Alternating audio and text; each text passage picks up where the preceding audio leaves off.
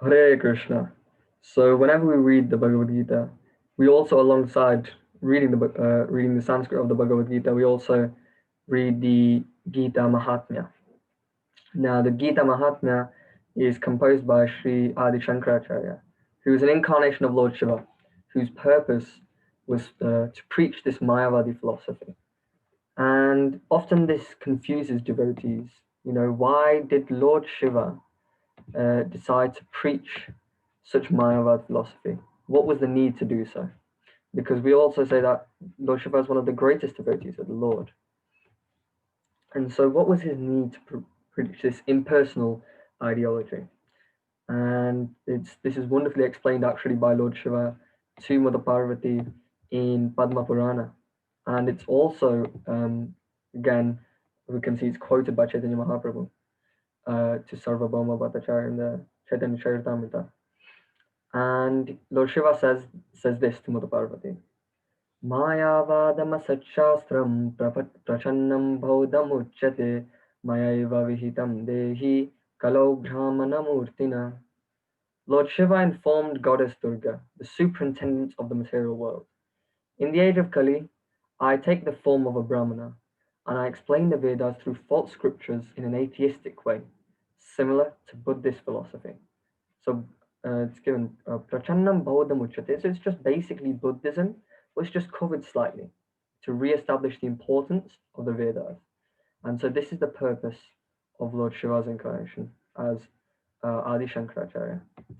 And so even though he was preaching this Mayavadi philosophy, one thing he emphasized especially is in this Gita Mahatmya, the glory of the Bhagavad Gita and the scriptural importance of the Bhagavad Gita.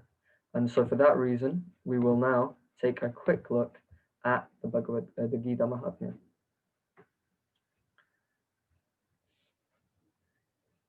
Verse number 1. Gita Shastramidam Punyam Yapatet Prayatah Puman Vishnoho Padamavapnoti Bhayashokadi Varjitah. If one properly follows the instructions of the Bhagavad Gita, one can be freed from all the miseries and anxieties of life. One will be freed from all fears in this life, and one's next life will be spiritual. Gita dhyayana shilasya pranayama parasya cha naiva shantihi papani purva janma kritani cha. If one reads Bhagavad Gita very sincerely with all seriousness, then by the grace of the Lord, the reactions of his past misdeeds will not act upon him. Maline mochanam pumsam jalasnanam dine dine sakrit gitamrita snanam samsara malanashanam. One may cleanse himself daily by taking a bath in water, but if one takes a bath even once in the sacred Ganges water of the Bhagavad Gita, for him the dirt of material life is altogether vanquished. Gita Sugita Kartavya Kimanya Shastra Vistarai Ya Swayam Padmanabhasya Mukha Padmadvini Hrishta. Because Bhagavad Gita is spoken by the Supreme Personality of Godhead, one need not read any other Vedic literature. One need only attentively and regularly hear and read Bhagavad Gita. In the present age, people are so absorbed in mundane activities that it is not possible for them to read all the Vedic literatures.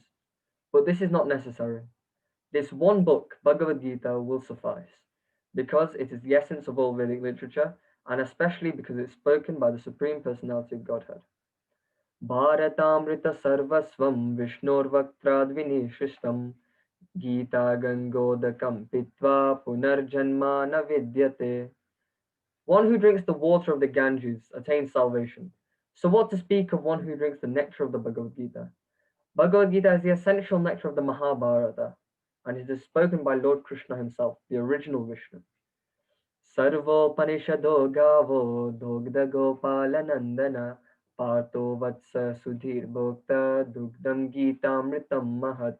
The Gita Upanishad, the Bhagavad Gita, the essence of all the Upanishads, is like a cow.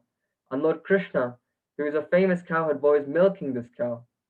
Arjuna is just like a calf, and learned scholars and pure devotees are to drink the nectarian milk of Bhagavad Gita.